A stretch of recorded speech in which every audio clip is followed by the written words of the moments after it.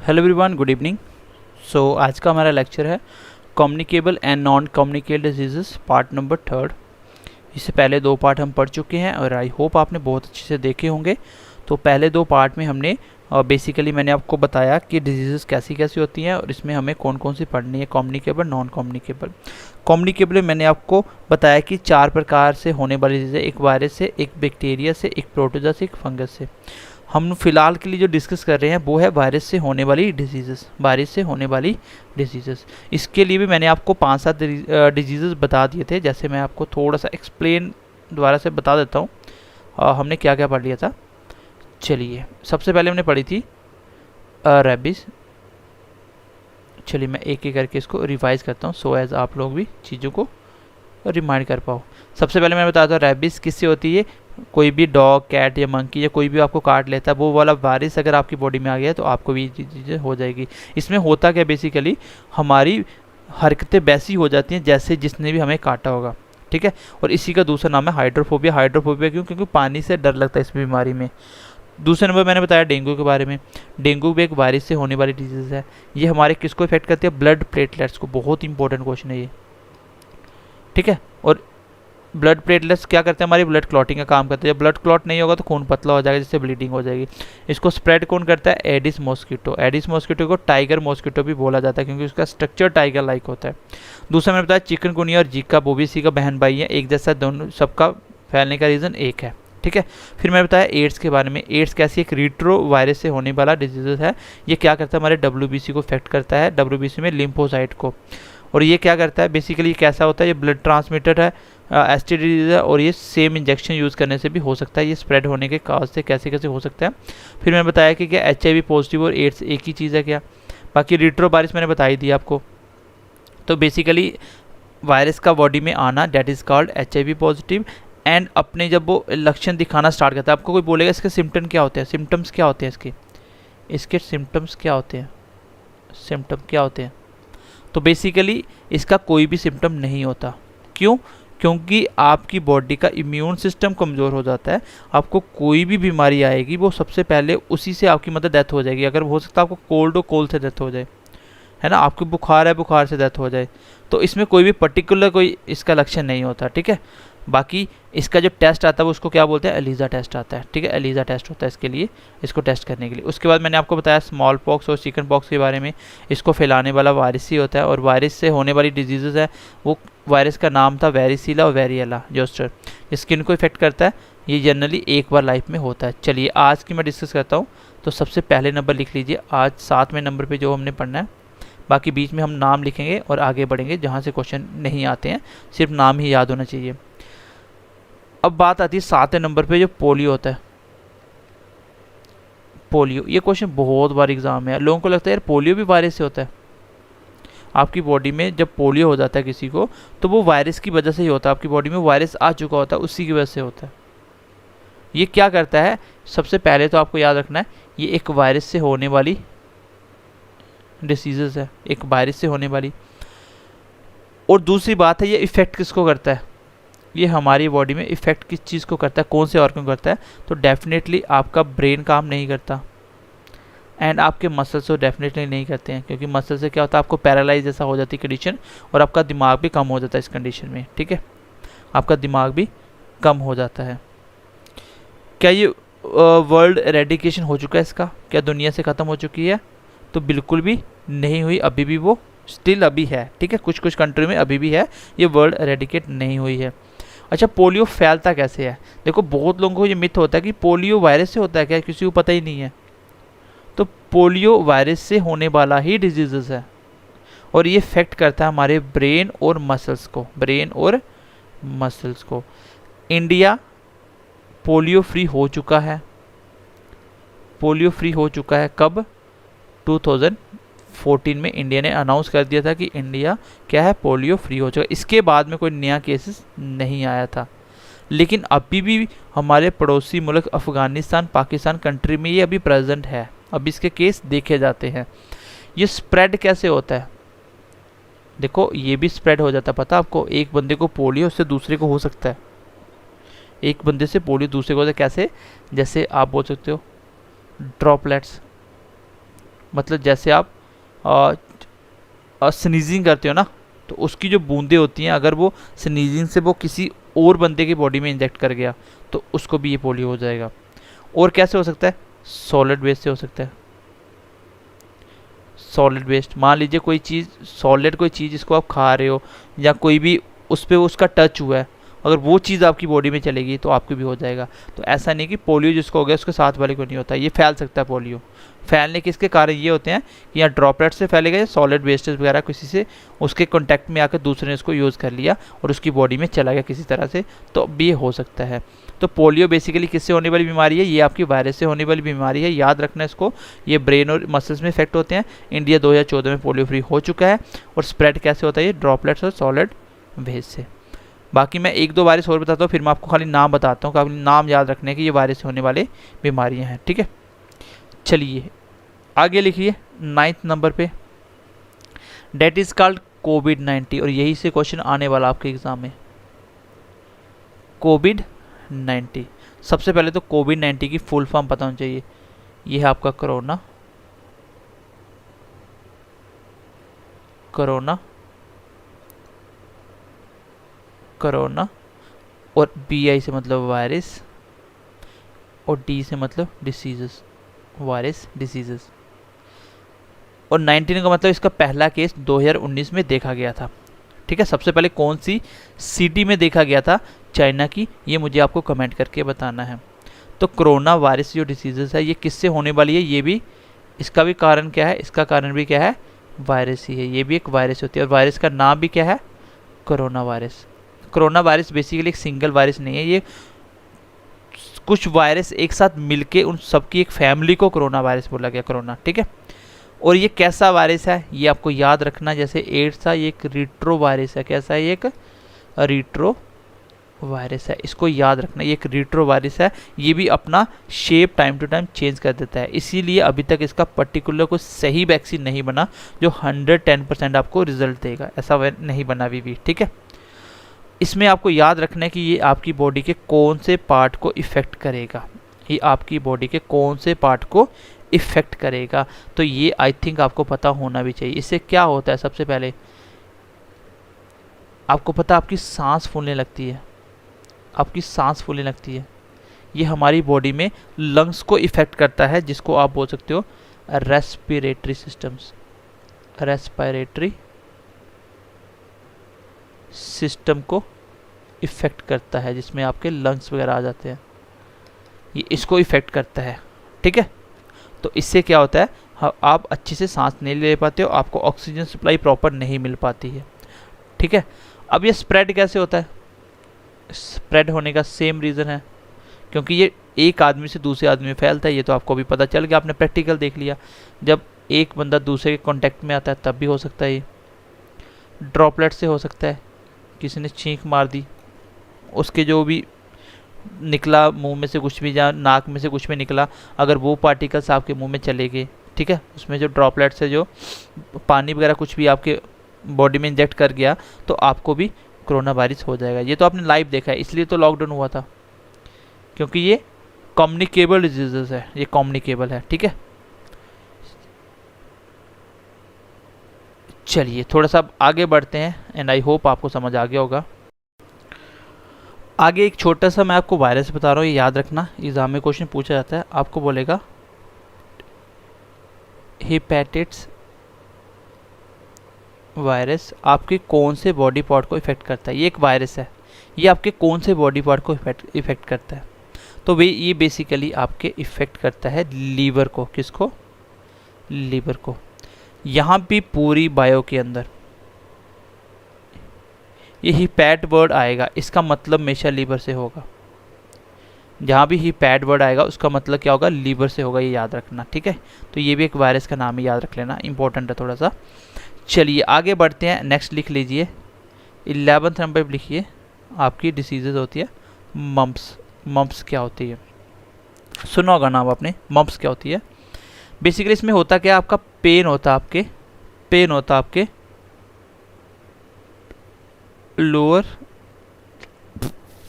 The ears and above neck, आपके कान के जस्ट नीचे और नेक के ऊपर आपको पेन होता है, बहुत तेज पेन होता है इससे। ये होता क्या बेसिकली, ये हमारे बॉडी के कौन से पार्ट को इफेक्ट करती है यहाँ पे आपको शायद ही नहीं पता होगा, लेकिन मैं बताता हूँ। इट इफेक्ट सलाइवरी ग्लैंड्स, जो थूक बनाने वाले ग्लैंड्स होते हैं। तो ये बेसिकली आपके टंग के नीचे लगे होते हैं, लेकिन एक ग्लैंड्स होता है जो आपके कानों के जस्ट नीचे और नेक के ऊपर होता है, ठीक है। ये बस उसी को इफेक्ट करता है, जो आपके टंग के नीचे ग्लैंड्स होते हैं, जो सलाइवरी ग्लैंड्स होते हैं, उसको इफेक्ट नहीं करता। ये उस वाले नीचे वाले को करता है जिसपे आपको कान के नीचे पेन होता है, ठीक है। कान के नीचे आपको पेन होता है, तो ये आपके सलाइवरी ग्लैंड्स को इफेक्ट करता है। ये वायरस क्या करता है, आपके सलाइवरी ग्लैंड्स को इफेक्ट करता है। तो याद रखना, सलाइवरी ग्लैंड्स को आपके इफेक्ट करता है, ठीक है। चलिए यहाँ तक डन हो गया, ठीक है। आपका मम्स में क्या होता है, कान के नीचे आपके लोअर द ईयर्स के नीचे पेन होता है, और ये हमारी बॉडी में ये वायरस से, इस बीमारी में क्या होता है, पेन होता है। और ये किससे होता है, वायरस से होता है, वायरस से। और ये वायरस किस पे अटैक करता है, किस पे इफेक्ट करता है, जो हमारे सलाइवरी ग्लैंड्स होते हैं, ठीक है, सलाइवरी ग्लैंड्स होते हैं। चलिए अब नेक्स्ट बढ़ते हैं, नेक्स्ट लिख लीजिए। मैं आपको खाली नाम लिखवा रहा हूँ, वो वायरस के खाली नाम याद रखने हैं। वायरस से होने वाले वो डिजीज़ हैं। 12th नंबर पे लिखिए आप, 12th नंबर पे लिखिए।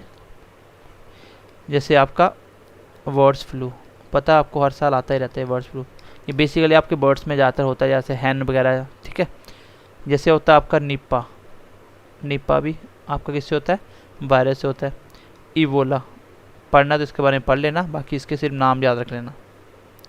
काउपॉक्स, तो पॉक्स जितने आप समझ जाना, ये सब वायरस से होते हैं। इसमें आपको एक ही चीज़ याद रखनी है, ये सारे किससे होते हैं, ये सारे वायरस से होने वाली डिसीज़ेस हैं, सारी की सारी वायरस से होने वाली डिसीज़ेस हैं।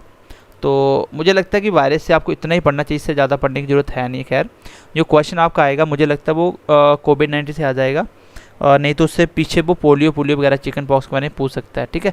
मैंने कुछ वायरस के नाम भी बताए, और कुछ मैंने आपको, ज़्यादातर मैंने आपको इफेक्टेड ऑर्गन बताया कि ये हमारी बॉडी में कौन से ऑर्गन को इफेक्ट करता है।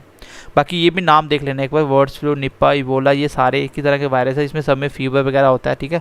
तो एक ही सबके लक्षण है, सब सेम ही है, तो इसको एक बार देखना तो देख लेना, अदरवाइज इसके नाम याद रख लेना खाली, कि ये भी वायरस से होने वाली डिजीज़ेस होती हैं। अब हमारा जो नेक्स्ट इसके साथ ही आता है कम्युनिकेबल डिजीज़ेस के अंदर, वो आता है गाइज आपका बैक्टीरिया। तो हम बैक्टीरिया में क्या क्या पढ़ने वाले हैं, चलिए इसको एक बार देख लेते हैं। क्योंकि बैक्टीरिया में क्या क्या आता है, मैंने वायरस में बता दिया कि ज़्यादातर इफेक्टेड ऑर्गन पूछे जाते हैं और बीमारी का नाम पूछा जाता है किससे होती है, लेकिन बैक्टीरिया में आपको बैक्टीरिया का नाम पूछा जाता है। अभी हम पढ़ने वाले हैं किसके बारे में गाइज, अभी हम पढ़ने वाले हैं बैक्टीरिया से होने वाली डिजीज़ेस, बैक्टीरिया से, ठीक है, बैक्टीरिया वाली डिजीज़ अभी हम पढ़ने वाले हैं। तो बहुत अच्छे से समझने की कोशिश करना, आपको समझ आएगा बहुत अच्छे से। क्लास में मैं कोशिश करता हूँ कि आपको साथ साथ चीज़ों को रिमाइंड भी करवा पाऊँ और आपको याद भी करवा पाऊँ, ठीक है। बाकी मैं हमेशा एक ही चीज़ पे बिलीव करता हूँ कि सिलेबस ख़त्म करने से बेटर है गाइस, जो आपने पढ़ा है उसको बार बार रिवाइज़ करिए। आगे क्लास ना पढ़ के पीछे वाला ज़्यादा रिवाइज़ करोगे ना, सिलेक्शन हो जाएगा और सिलेबस तो ख़त्म हो ही जाएंगे। फिलहाल साइंस अभी मुझे लगता है कि 4 से 5 दिन में साइंस आपकी कंप्लीट होने वाली है, और 5, 7, 10 तारीख से 10 से 15 के बीच आपकी मैं इकोनॉमिक्स भी ख़त्म करने वाला हूँ। इसके बाद आपकी होगी सिर्फ और सिर्फ प्रैक्टिस टेस्ट, ठीक है। वो आपको अपने अपने सब्जेक्ट के हम प्रैक्टिस सेट भी देंगे और ओवरऑल मॉक टेस्ट भी आपको देंगे, ठीक है। और तैयारी आपकी बहुत अच्छी हो जाएगी, थोड़ा सा बस ट्रस्ट रखिए और पढ़ते रहिए। और कुछ 2-4 बच्चों की वजह से हम लोग अपना पैटर्न चेंज नहीं कर सकते। हमारा जो पढ़ाने का तरीका होता है हम वैसे ही पढ़ाते हैं, और जैसे हमें लगता है कि जैसे सिलेक्शन होती है, जैसे हमने खुद सिलेक्शंस लिए हैं तो किस तरीके से पढ़ना चाहिए, वो आप हमें नहीं सिखा सकते। मैं पिछले 4 से 5 साल से लगातार ऑफलाइन और ऑनलाइन में पढ़ा रहा हूँ, मुझे इन चीज़ों का पता है कि पेपर में कैसे क्वेश्चन आते हैं, कैसे पूछे जाते हैं। तो वो आप थोड़ा सा ट्रस्ट रख के पढ़िए, हो जाएगा, बहुत आराम से हो जाएगा, ठीक है। बस मेहनत करते रहिए, क्वेश्चन यही से आएंगे जो आप पढ़ रहे हो। आपको कंटेंट अच्छा करवा रहे हैं, बीच में कुछ भी नहीं छोड़ रहे हैं, तो आपको मेहनत करनी है खाली। तो कोशिश करिए डेली पिछले 2-2, 1-1 चैप्टर को डेली रिवाइज़ करिए। जैसे आप चैप्टर पढ़ने लगते हो क्लास, तो पीछे वाली क्लासेस बार बार रिवाइज़ करिए। इकोनॉमिक्स की क्लासेस देखिए, एक दिन टॉपिक बना लीजिए कि आज मुझे ये 2-3 टॉपिक पढ़ने हैं, ठीक है। तो इस तरीके से आपको पढ़ना है। चलिए अब हम बैक्टीरिया के बारे में बात करेंगे। चलिए, बैक्टीरिया कैसा होता है आपका, मैंने बताया था आपका वायरस आपका लिविंग नॉन लिविंग दोनों होता है। जब हमारी बॉडी में एंटर करेगा तो लिविंग होगा, जब वो नॉन लिविंग से बाहर होगा तब वो नॉन लिविंग होगा, तो वो दोनों के बीच में इंटरलिंक करता है। तो ये बेसिकली आपका बैक्टीरिया होता है, आपका प्योर लिविंग होता है, ये बिल्कुल लिविंग होता है, जिंदा होता है बैक्टीरिया। ठीक है, ये कैसा होता है, ये आपका यूनिसेलुलर होता है, यूनिसेलुलर, ये एक सिंगल सेल से मिलके बना होता है, ये बिल्कुल सिंगल सेल से होता है। ठीक है, इसको डिस्कवर करने वाला कौन था? आप लोग हॉनेस्टली आज इस क्लास के बाद पीछे कॉपी खोले बिना ईमानदारी से मुझे बताना कि बैक्टीरिया डिस्कवर किसने किया था, सॉरी वायरस डिस्कवर किसने किया था। बैक्टीरिया तो खैर मैं आपको बता रहा हूँ, इसको लिख लो, एंटोनी वैन ल्यूनहुक। ठीक है, तो ये इसका नाम है, तो इसको थोड़ा सा देख लेना, ये इसको डिस्कवर किया था बैक्टीरिया को। ठीक है, और ये कंप्लीटली पैरासाइट नहीं होते, मतलब ये पूरी तरह से हमारी बॉडी पे डिपेंड नहीं करती थी, ऑलरेडी ये खुद भी जिंदा होते हैं। ये बोलो नो कंप्लीट पैरासाइट, तो ये कंप्लीट पैरासाइट नहीं होते, हमारी बॉडी में पूरी तरह डिपेंड नहीं करते, ये खुद भी जिंदा होते हैं क्योंकि ये लिविंग होते हैं। ठीक है, इसमें आपको मैं बता देता हूँ कि किस चीज़ पे आपको टारगेट करना है, जो मेन इसमें क्वेश्चन पूछे जाते हैं। मेन क्वेश्चन एग्जाम में कहाँ से कैसे पूछा जाता है बैक्टीरिया के बारे में। इसमें आपको एक तो नेम ऑफ बैक्टीरिया ज़्यादा इम्पोर्टेंट है, नेम ऑफ बैक्टीरिया ज़्यादा इम्पोर्टेंट है। विच कॉज डिसीजेस, तो आपको सिर्फ बैक्टीरिया के ज़्यादातर नाम याद रखने हैं जो आपकी बीमारियां फैलाते हैं, जिससे बीमारी अलग अलग होती हैं। तो मैं आपको सबसे पहले बीमारी के बारे में बता रहा हूँ, और दूसरी आपको ये तो याद रखना ही पड़ेगा कि ये बीमारी किसकी वजह से होती है, वायरस से कि बैक्टीरिया से, ये तो आपको याद रखना पड़ेगा। और इसमें ज़्यादा नहीं है, वायरस की सबसे ज़्यादा थी क्योंकि वायरस दुनिया भर के होते हैं, बैक्टीरिया से बीमारियाँ कम ही होती हैं, तो वो बीमारी हम एक एक करके डिस्कस करते हैं। चलिए सबसे पहले लिख लीजिए, चलिए सबसे पहले नंबर पे लिख लेते हैं हम लोग, सबसे फर्स्ट नंबर पे, चलिए पहले नंबर पे हेडिंग दे लीजिए आपकी कॉलरा। कॉलरा क्या होती है, इसके होने के कारण क्या क्या होते हैं। तो कॉलरा सबने सुना होगा, कॉलरा आप सबने सुना होगा, जिसको हैज़ा बोलते हो, हैज़ा। ठीक है, तो बेसिकली ये कौन सी बीमारी है, किसकी वजह से होती है, ये कौन से पार्ट को इफ़ेक्ट करती है, ये हम लोग पढ़ लेते हैं अभी फ़िलहाल। तो ये कैसी फैलती कैसे है, ये बेसिकली ये आपकी कंटामिनेटेड फूड और वाटर, जब आप गंदा पानी कहीं से पियोगे या खाना ख़राब खाओगे तब ये ज़्यादातर होता है। ठीक है, ये हमारी बॉडी में इफ़ेक्ट किसको करती है, और आपको भी पता है हैज़ा में क्या होता है, आपका डाइजेस्टिव सिस्टम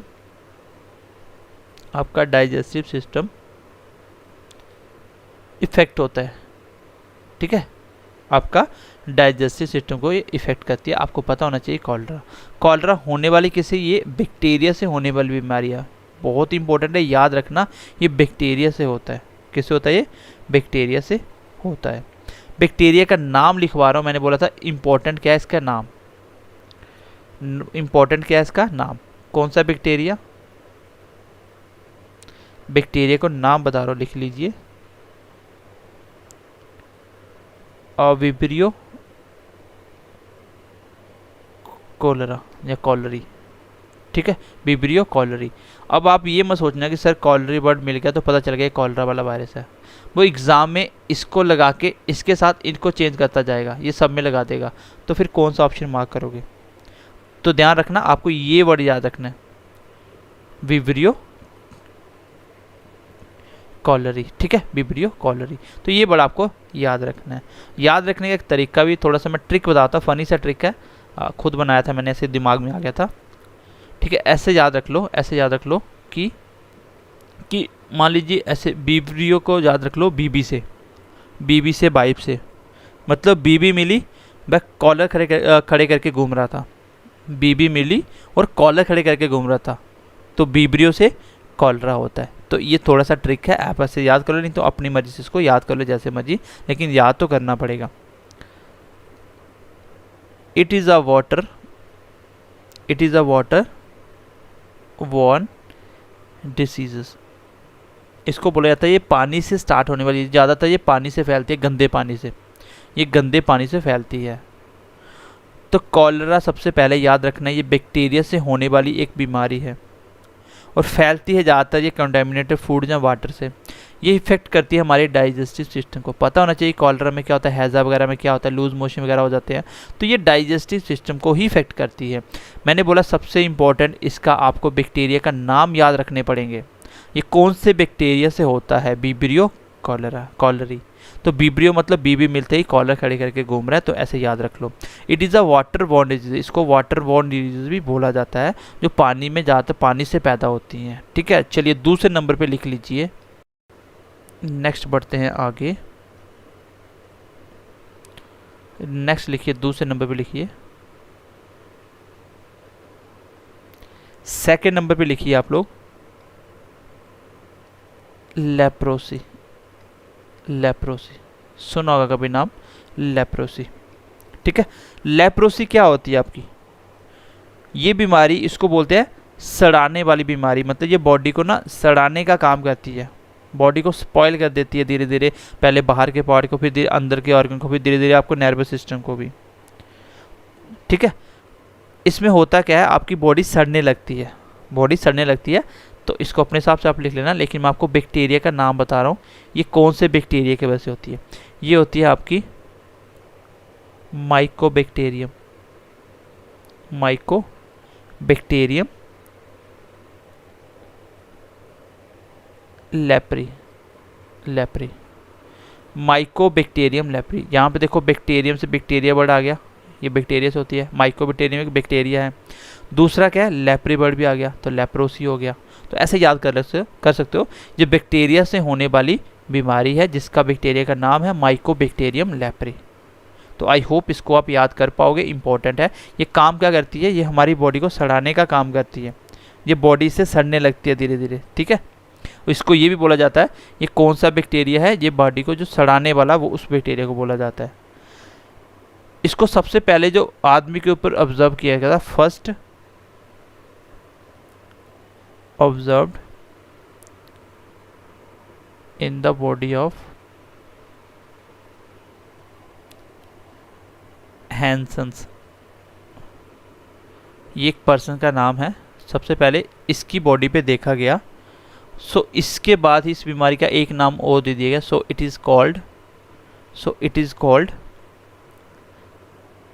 हैंसन्स डिसीजेस। चलिए, इस बीमारी का दूसरा नाम है हैंसन्स डिजीजेस। क्यों, क्योंकि पहली बार इसकी बॉडी पे इसको डिटेक्ट किया गया, पहली बार इस बंदे के नाम पे ये बीमारी हुई थी इसको, और इसका नाम भी दूसरा क्या दे दिया गया, हैंसन्स डिजीजेस। ठीक है, लेकिन बीमारी होने से फेमस हो गया बंदा, अभी तक हम नाम पढ़ रहे हैं।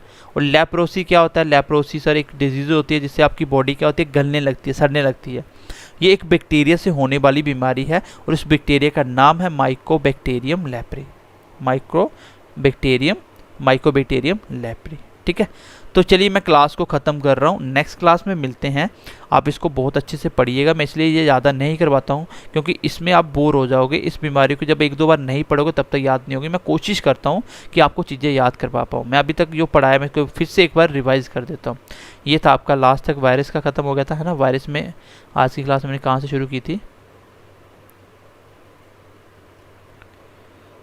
हाँ पोलियो से स्टार्ट की थी। चलिए, तो आई थिंक पोलियो से ही की थी ना, हाँ पोलियो से की थी। चलिए, तो मैंने पोलियो के बारे में बता दिया, ये आपका ब्रेन और मसल को इफेक्ट करती है। पोलियो में ये एक वायरस से होने वाली बीमारी है, याद रखना। इंडिया में पोलियो फ्री हो चुका है 2014 से। ये स्प्रेड कैसे होता है, ड्रॉपलेट से, सॉलिड वेस्ट से। फिर मैंने बताया कोविड-19 के बारे में। कोविड-19 एक रिट्रो वायरस है। कोविड-19 एक रिट्रो वायरस है। रिट्रो मतलब जो अपनी शेप और स्ट्रक्चर बार बार चेंज करता रहता है टाइम टू टाइम। ठीक है, तो ये बेसिकली वायरस की वजह से होता है। इस वायरस का नाम भी बताया मैंने, कोरोना। ये रिट्रो वायरस मैंने बता दिया। इसके बाद मैंने आपको बताया, देखो फिर मैंने बताया ये हमारे इफेक्ट किसको होता है, रेस्पिरेटरी सिस्टम को इफेक्ट करता है, लंग्स को। और स्प्रेड कैसे होता है ये आपको पता है, ये बहुत अच्छे से देख रहे हो। मैंने बोला यहाँ भी वर्ड HEPAT हेपेट हिपैट आ जाए उसका मतलब लीवर से होगा, और बोलेगा हिपैटिट्स वायरस किसको इफेक्ट करता है, आंसर भी लीवर ही होगा। फिर मैंने आपको लास्ट में वायरस में आगे बढ़ाया मम्प्स। मम्प्स क्या होता है आपका, जिसमें आपके सलाइवरी ग्लैंड्स जो होते हैं ये इफेक्ट होते हैं, ठीक है। आपका जो ईयर्स के नीचे ग्लैंड होता है ये इफेक्ट होता है, और ये भी मैंने कुछ आपको वायरस के नाम बताए। फिर मैंने आगे आपको स्टार्ट किया क्या, नेक्स्ट मैंने आपको बताया बैक्टीरिया के बारे में। बैक्टीरिया एक प्योर लिविंग ऑर्गेनिज्म है, ये यूनिसेलुलर है, और ये डिस्कवर करने वाला कौन है, एंटोनी वैन लियोनहुक। और ये कंप्लीट पैरासाइट नहीं है, मतलब ये कंप्लीटली डिपेंड नहीं करता, और वायरस आपका कंप्लीटली पैरासाइट था। फिर मैंने बताया नेम ऑफ बैक्टीरिया आपको याद रखना है, स्पेशली कोई भी बीमारी किस बैक्टीरिया की वजह से हो रही है उस बैक्टीरिया का नाम याद रखना है, ये क्वेश्चन एग्जाम में पूछा जाता है, specially in case of bacteria. फिर मैंने लास्ट पे आपको इसके 2 डिजीजेस बता दिए। एक मैंने आपको क्या क्या बताया देख लीजिए आप। मैंने बताया एक कॉलरा किससे होता है, ये गंदा पानी या फूड से होता है, इफेक्ट करता है हमारे डाइजेस्टिव सिस्टम को। इस वायरस का नाम याद रखना है कि बीबी मिलते ही कॉलर खड़े हो गए, ठीक है, बिब्रियो कॉलरी। और ये इसको क्या बोला जाता है, वाटर बॉर्न डिजीज भी बोला जाता है। क्वेश्चन आता है एग्जाम में कि वाटर बॉर्न डिजीज किसको बोला जाता है, आंसर होगा कॉलरा। बहुत ही इंपॉर्टेंट है ये ट्यूबरक्लोसिस, जिसको आप शॉर्टकट में टीबी के नाम से भी जानते हो, ठीक है। ट्यूबरक्लोसिस क्या होता है तो इसको देखते हैं एक बार। तो आपको पता है खांसी होती है और खून आने लगता है धीरे धीरे, ये किस पार्ट को इफेक्ट करता है, ये तो आपके कॉमन सेंस का क्वेश्चन है। खांसी होती है, खून आता है, तो ये बेसिकली हमारे लंग्स को डैमेज करता है, लंग्स को इफेक्ट करता है। एक तो ये हो गया।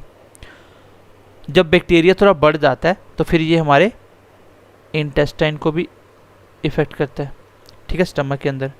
जब ये उससे भी ज़्यादा बढ़ जाता है, बिल्कुल सीवियर कंडीशन में पहुंच जाता है, तब ये हमारे ब्रेन को भी इफेक्ट कर देता है। तो बेसिकली इन सबको ऑर्गन को ये इफेक्ट करता है, इतना इम्पोर्टेंट नहीं है। इम्पोर्टेंट इसका ये है कि ये किस वायरस से होता है, किस बैक्टीरिया से होता है।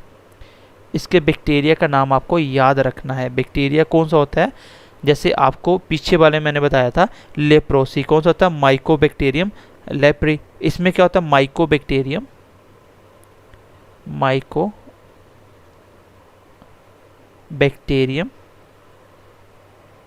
ट्यूबरक्लोसिस। बस हो गया क्वेश्चन। ट्यूबरक्लोसिस पहले आ रहा है और कॉमन सी बात है, वो ये बार बार लिखेगा हर ऑप्शन में, लेकिन इस वर्ड को आपको ध्यान में रखना है, तो आपका आंसर मिल जाएगा आपको, ठीक है, आपका आंसर आपको मिल जाएगा। और WHO का कहना है कि 2030 तक क्या हो जाएगा, टीबी फ्री हो जाएगा दुनिया। और इंडिया का मानना है कि 2025 तक ख़त्म हो जाएगा। अब होगा नहीं होगा ये तो हम खैर नहीं बता सकते, ठीक है, लेकिन ये इनके टारगेट हैं कि टीबी एरेडिकेशन हो जाएगा, टीबी पूरी तरह से ख़त्म हो जाएगा। अच्छा, स्प्रेड कैसे होता है, स्प्रेड होने का सबका एक ही कारण होता है, कैसे, ड्रॉपलेट से हो सकता है, क्योंकि पर्सन टू पर्सन तो ये फैरी करेगा ही करेगा, ठीक है। और कैसे हो सकता है, अगर मान लीजिए मैं नेक्स्ट पेज इसी पे लिख देता हूँ, एक तो स्प्रेड होने का कारण है ड्रॉपलेट, इसका दूसरा मैं यहाँ पे लिख रहा हूँ, आप लिख लेना इसको, ब्रेस्ट फीडिंग। मान लीजिए कि मदर क्या है, वो टीबी इफेक्टेड है। अगर छोटा बेबी दूध पिएगा अपनी जिस मॉम को टीबी इफेक्टेड हुआ है, तो उसको भी टीबी हो जाएगा बच्चों को। तो पर्सन से पर्सन वेरी करता है, ये ब्रेस्ट फीडिंग से भी होता है, ठीक है, ब्रेस्ट फीडिंग से भी होता है, प्लस आपका ड्रॉपलेट से भी फैल जाता है। तो ये था आपका कौन सा, ट्यूबरक्लोसिस। तो ट्यूबरक्लोसिस सबसे पहले आपको याद रखना है, ये डिजीज़ किससे होती है, ये आपकी सर बैक्टीरिया से होने वाली है। किससे होने वाली है, बैक्टीरिया से होने वाली है। इफेक्ट किसको करती है, लंग्स, इंटेस्टाइन, ब्रेन वगैरह सबको इफेक्ट करती है। सबसे मेन जो लंग्स को ही करती है इनिशियल स्टेज पे। इसका बैक्टीरिया का नाम आसान सा, माइकोबैक्टीरियम ट्यूबरक्लोसिस। आगे ट्यूबरक्लोसिस लगा है, पीछे माइक्रोबैक्टीरियम, उसके ऊपर वाले में लेप्रोसी में लेप्री लगा ही था, माइकोबैक्टीरियम याद रखना था, ठीक है। चलिए नेक्स्ट लिखते हैं आगे, नेक्स्ट बढ़ते हैं आगे। आज हमें फंगस भी ख़त्म करना है, फिलहाल चौथी क्लास आज हमारी। चलिए नेक्स्ट लिख लीजिए, क्योंकि ये क्वेश्चन जो एग्ज़ाम में आए हैं, जो मैं आपको बता रहा हूँ ये है। ऐसे तो आपकी बहुत सारी डिजीज़ होती हैं, कब कितनी पढ़ते रहोगे। मैं आपको मैक्सिमम जिस लेवल तक आपका हो सकता है, मैंने हर एक लेवल को कवर कर लिया, जिसमें स्टेट PCS भी ऑलमोस्ट निकल जाएगा आपका। चलिए, कभी सुना लॉक जॉ डिजीज़ के बारे में? लॉक हो जाती है आपका जबड़ा, पूरी तरह से मुंह बंद हो जाएगा। ये किसकी वजह से होता है? इसी को दूसरा नाम दिया जाता है बीमारी का, टेटनस। और टेटनस का इंजेक्शन भी तो लगता है ना, टेटनस का इंजेक्शन भी लगता है। इसमें क्या होता है, आपका मुंह पूरी तरह से लॉक हो जाता है। ठीक है, मुंह लॉक हो जाता है।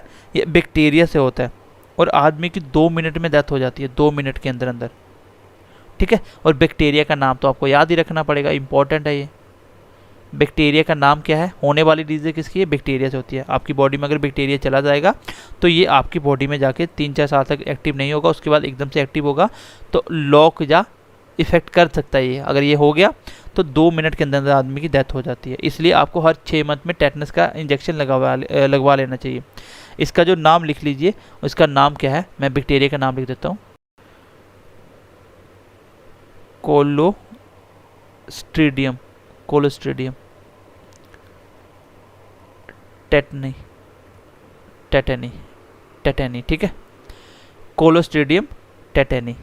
तो ये है आपके बैक्टीरिया का नाम जिससे आपका लॉकजा डिजीज या टेटनस होता है। ये ज़्यादातर कहाँ होता है?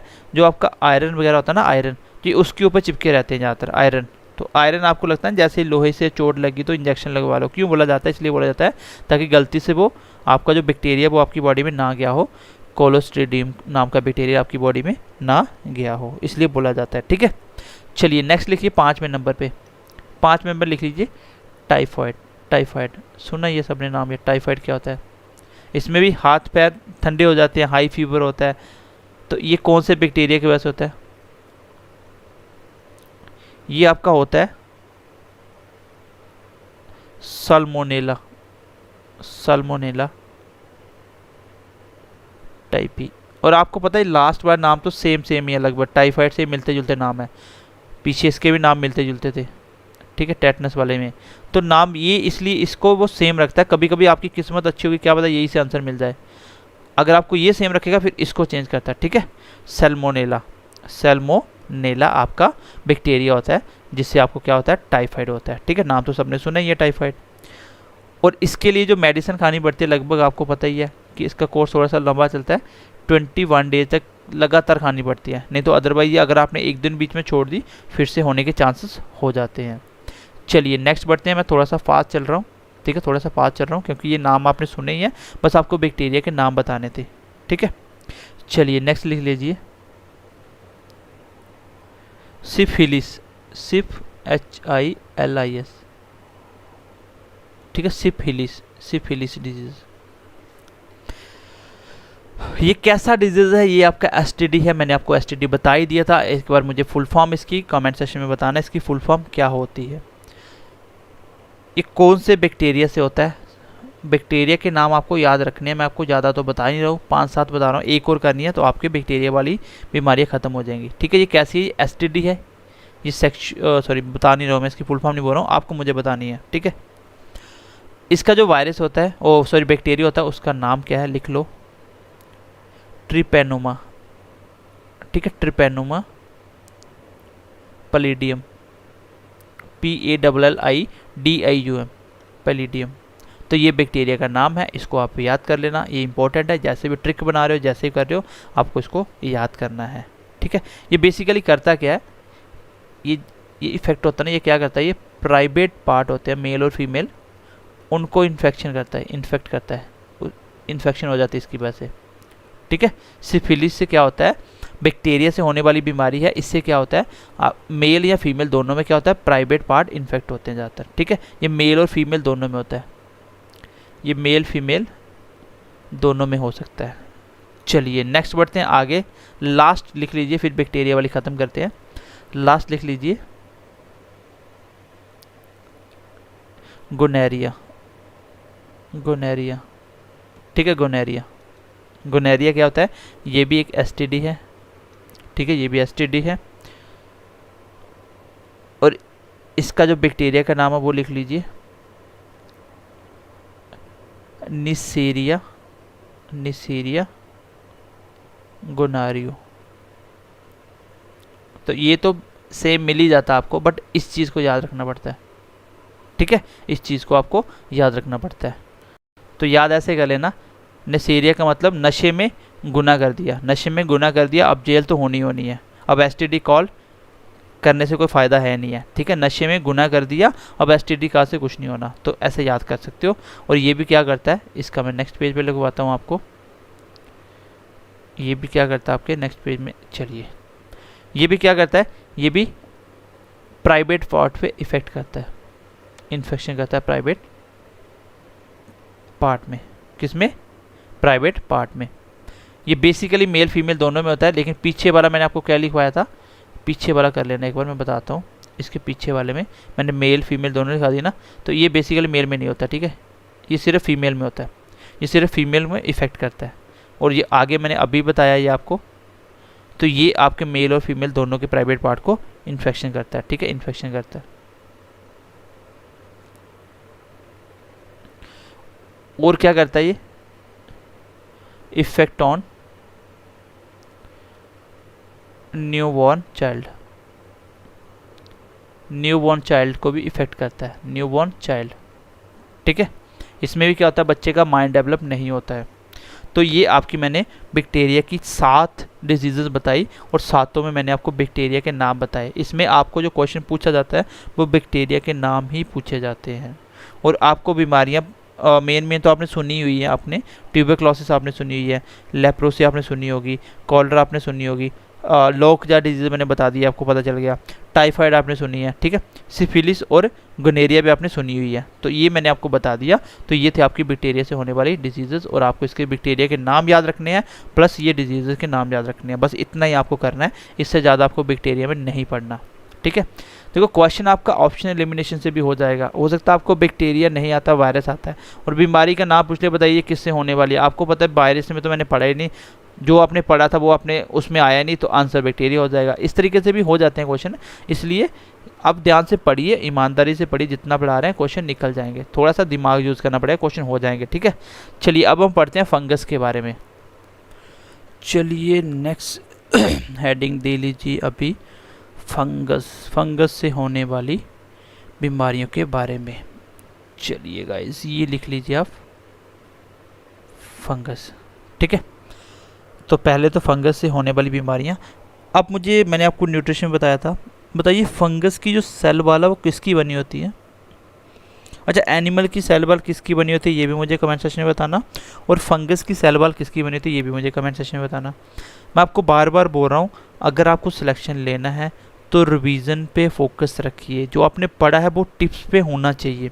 डेली के 2-2 चैप्टर टारगेट बनाइए, डेली के 2-2 चैप्टर पढ़िए, साथ साथ जितना पढ़ा है उसको बार बार रिवाइज करते रहिए गाइस, बिलीव मी आपकी सिलेक्शन हो जाएगी। जैसे सिलेबस ख़त्म, आपके टिप्स पे सब कुछ है, और हम प्रैक्टिस करवाएंगे, सब कुछ क्लियर हो जाएगा, कुछ नहीं बचेगा आपका, और बहुत अच्छी से तैयारी हो जाएगी।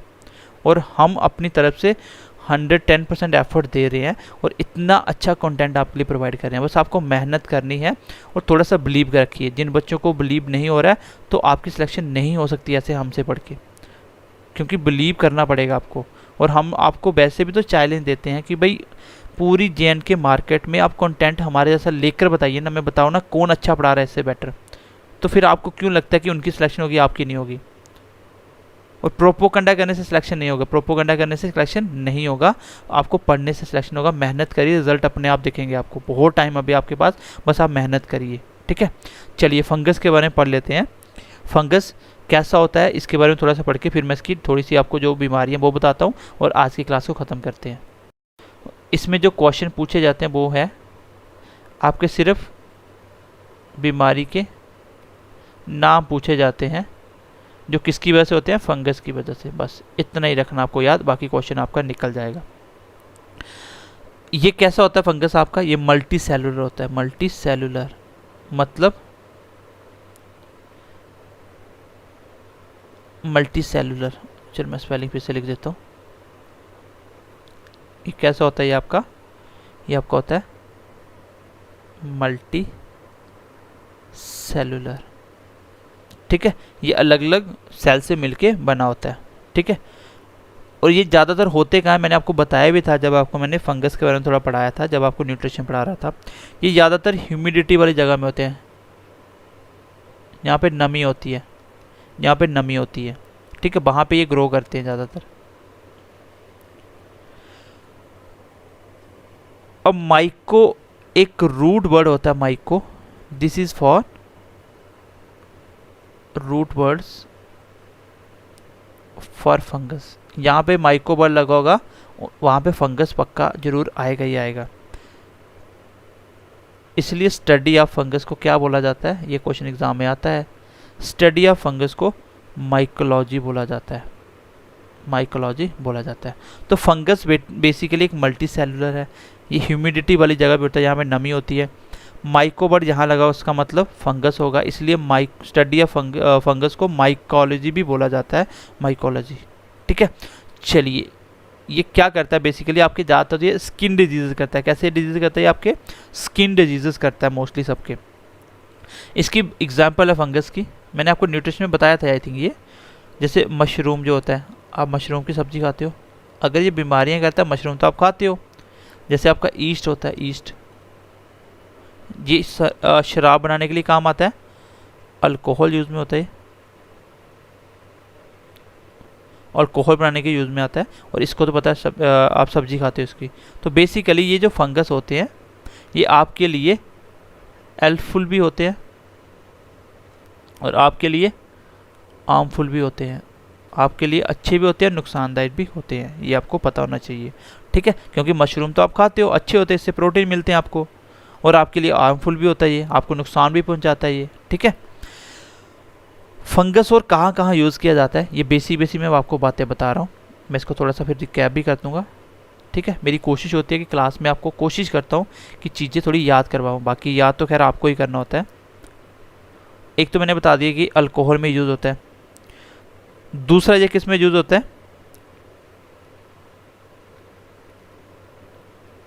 जो फंगस होता है ये मेडिसिन में भी यूज़ होता है, मेडिसिन आपकी दवाइयाँ बनाने में भी यूज़ होता है। अब ये कैसे यूज़ होता है, आपको एक चीज़ पता होगी कि जो एंटीबायोटिक होती है, एंटीबायोटिक किसके लिए दी जाती है, ये आपको इन्फेक्शन के से लड़ने के लिए दी जाती है। ठीक है, इन्फेक्शन को कंट्रोल करने के लिए दी जाती है, इन्फेक्शन कंट्रोल करने के लिए एंटीबायोटिक खाते हो ना जब भी कोई इन्फेक्शन या एलर्जी हो जाती है। तो एंटी का मतलब होता है अगेंस्ट, और बायोटिक का मतलब होता है लाइफ, बायोटिक का मतलब होता है लाइफ। तो एंटीबायोटिक यूज़ की जाती है आपकी किसके लिए, ये ज़्यादातर बैक्टीरिया के लिए ही यूज़ की जाती है। लेकिन फंगस का मेडिसिन में क्या रोल है, मैं थोड़ा सा आपको समझाने की कोशिश करता हूँ। एक बात तो हमेशा याद रखना, जो आपकी एंटीबॉडी होती है, एंटीबॉडी तब दी जाती है जब भी आपको बैक्टीरिया से कोई बीमारी होती है, जब आपको बैक्टीरिया आता है बॉडी में तब एंटीबॉडी दी जाती है। इसलिए आपको कोई भी एलर्जी होती है तो आपको एंटीबॉडी दी जाती है। ये बेसिकली जो आपकी यूज होती है, यूज टू किल बैक्टीरिया, तो ये तो बेसिकली बैक्टीरिया के लिए यूज़ होती है। अब आपका इसका क्या रोल है, क्योंकि यहाँ से क्वेश्चन आता है इसलिए मैं थोड़ा सा आपको एक्सप्लेन कर रहा हूँ ये चीज़ें। जो आपकी फर्स्ट एंटीबॉडी बनी थी, फर्स्ट एंटीबॉडी बनी थी, एंटीबायोटिक, फर्स्ट एंटीबायोटिक जो बनी थी वो बनी थी किससे, वो बनी थी पेनिसिलिन से। किससे बनी थी, पेनिसिलिन। और ये क्वेश्चन पता नहीं कितनी बार एग्जाम में पूछा जा चुका है, इसको आप स्टार मार्क कर लो, 5 स्टार दे दो इसको।